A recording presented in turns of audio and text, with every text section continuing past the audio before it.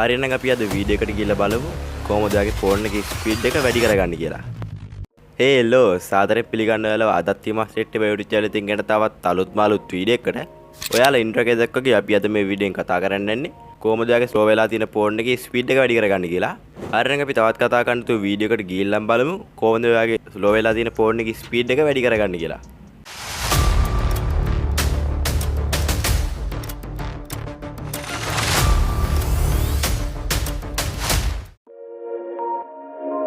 ඔයාගේ ෆෝන් එක ස්ලෝ වෙන්න ගොඩක්ම බලපාන හේතුව තමයි ඔයාගේ ෆෝන් එකේ මේ ඇප් වල තියෙන කෑෂ් ඩේටා කියන්නේ.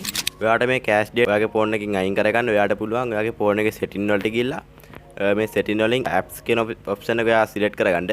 ඊට පස්සේ ඔයා මේ apps වල ඔයා වැඩිපුරම යූස් කරන apps වලට ඔයා ගිහිල්ලා ඒක ස්ටෝරේජ් වල ඔය කට්ටිය බලාගන්න පුළුවන් තියෙනවා clear cache data කියලා.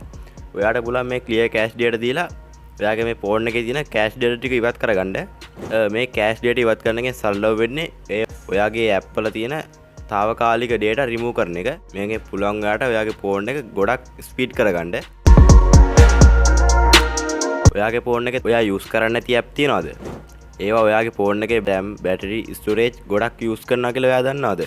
ඒක නිසා ඔයාගේ ෆෝන් එකේ යූස් කරන්නේ නැති app තියනවා නම් දැන් මේවා ඔයාගේ ෆෝන් එකෙන් delete කර දාන්න. මොකද මෙහෙම ඔයා යූස් කරන්න නැති app ඔයාගේ ෆෝන් එකෙන් delete කරන එකෙන් ඔයාට පුළුවන් ඔයාගේ ෆෝන් එකේ ස්පීඩ් එක තව වැඩි කරගන්න. ඔයාගේ ෆෝන් එකේ RAM එක 1GB 2GB වගේ නම් ඔයාගේ ෆෝන් එකේ animation effect වැඩ කරනකොට ඔයාගේ ෆෝන් එකේ slow feeling එකක් දැනෙන්න පුළුවන්. ඒක නිසා ඔයාට පුළුවන් මේ ඔයාගේ ෆෝන් එකේ animation effect scale එක 0.5ට වගේ අඩු කරගන්න. ඔයා මේ විදිහට ඔයාගේ ෆෝන් එකේ animation effect scale එක අඩු කරගන්න ඔයා මුලින්ම ඔයාගේ ෆෝන් එකේ setting වලට ගිහලා about phone වලට යන්න. ඊට පස්සේ ඔයා මේ about phone එක හොයාගන්න ඕනේ build number කියන option එක. ඊට පස්සේ ඔයා මේ build number කියන option එක හොයාගත්තට පස්සේ ඔයා මේ build number කියන එක උඩ 7 පාරක් touch කරන්න. එතකොට ඔයාට බලන්න පුළුවන් ඔයාගේ ෆෝන් එකේ අලුතින් setting එකක් on වෙනවා developer option කියලා. ඔයා මේ developer option එකට මේ about phone එකෙන් back කරලා යන්න ඕනේ.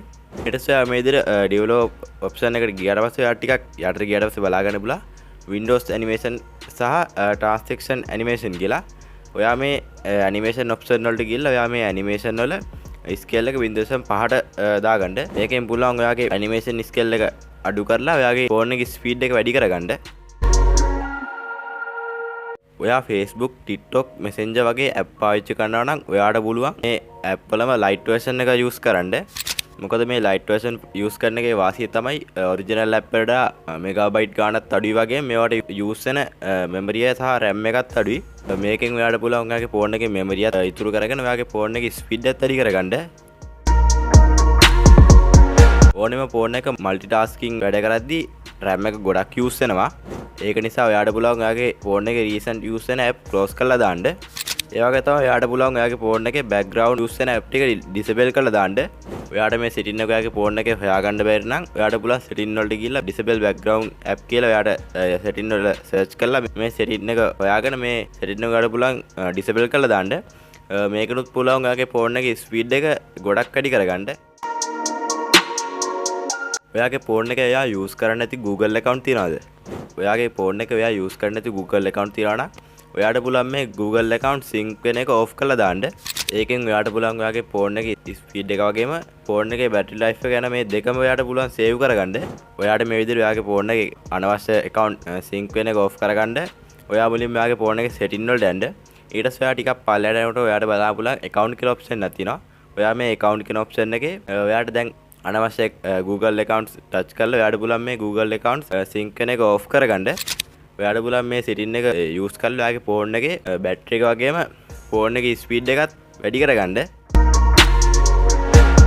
ඔයාගේ ෆෝන් එක use කරන්න බැරි තරමට slow වෙලා නම් තියෙන්නේ. ඔයාට කරන්න තියෙන එකම option එක තමයි ඔයාගේ ෆෝන් එක factory reset කරන එක. ඔයාට මේ විදිහට ඔයාගේ ෆෝන් එක reset කරගන්න. ඔයා මුලින්ම ඔයාගේ ෆෝන් එකේ setting වලට යන්න. ඊට පස්සේ ඔයා setting වල system option එකට ගිහිල්ලා ඔයා මේ system option එකේ reset කියන option එකට යන්න. ඊට පස්සේ මේ reset කියන option එක ඔයාට බලා ගන්න පුළුවන් factory reset කියන option එක ඔයාට තියෙනවා. ඔයා මේ factory reset කියන option එක ඔබ ගමන් ඔයාගේ ෆෝන් එක factory level එකටම ඔයාට reset කරගන්න පුළුවන්. ඔයාගේ ෆෝන් එකේ software update ඇවිල්ලා තියෙනවා නම් ඔයා මේ software update ඉක්මනින්ම දෙන්න බලන්න. මොකද මේ software update ඔයා ෆෝන් එකේ දෙන්න පරක් වෙන්න ඔයාගේ ෆෝන් එක ගොඩක් slow වෙන්න බලනවා. ඒ වගේ තමයි ඔයාගේ ෆෝන් එක ලයිව් වෝල්පේපර් දාලා තියෙනවා නම් ඔයා මේ ලයිව් වෝල්පේපර් දැම්ම අයින් කරගන්න. මොකද මේ ලයිව් වෝල්පේපර් වලට ඔයාගේ RAM එක ගොඩක් යූස් වෙනවා වගේම ඔයාගේ බැටරි එකත් ඉක්මනින් බහින්න බලනවා. ඒ වගේ තමයි ඔයා කවමදාවත් මේ වැඩේ නම් කරන්න එපා. ඒක තමයි ඔයා YouTube එකේ බලලා හරි ඔයාට රැන්ඩම් හරි හම්බෙන ඔයාගේ ෆෝන් එකේ මෙමරිය අඩු කරනවා කියලා ඔයාට හම්බෙන ක්ලීන් ඇප් කවදාවත් ඔයාගේ ෆෝන් එකට දාගන්න එපා. මොකද ඔය ඇප් වලින් ඔය කියන තරම් කවදාවත් ඔයාගේ ෆෝන් එක ක්ලීන් කරන්නේ නැහැ. ඒ ඇප් වලින් කරන්නේ ඔයාගේ ෆෝන් එකේ RAM එක එයා යූස් කරලා ඔයාගේ ෆෝන් එක තවත් ස්ලෝ කරන එක විතරයි.